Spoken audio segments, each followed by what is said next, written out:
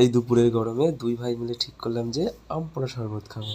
তো সেই মতো গ্যাসে ওভেন জ্বালিয়ে আমটা পোড়ানো হয়ে গেল, দিয়ে তারপর আমগুলো ছুলে যথারীতি মিক্সচারে নিয়ে যাওয়া হলো। মিক্সচারে গিয়ে মিক্স করার পরে তোমার শরবত তো বানানো হলো, কিন্তু শরবতটা এতটাই টক হয়েছিল বুঝতে পারিনি যে এতটা টক হবে। একটু লবণ কম দেওয়া হয়েছিল সম্ভবত, চিনিও দেওয়া হয়নি সেরকমভাবে। তো মোটামুটি চলো ভালোই হলো। বাট তোমরা কখনো খেয়েছো নাকি নিজের হাতে বানানো আম পোড়া শরবত? যদিও নিজের হাতে বানানোটা বেশ ভালোই লাগলো। তোমরাও বানিও, দেখো তোমরা যদি খাও তো কমেন্ট করো কেমন হয় আম পোড়া শরবত। আমাদের তো খুব টক হয়েছিল, জানি না, হয়তো আবার নেক্সট ভিডিও হয়তো ভালো হবে আর কি। ভাইয়ের খেয়ে তো পুরো দাঁত টক হয়ে গেছে, ভাই বলছে আর বানাবো না, তুই কিচ্ছু পারিস না।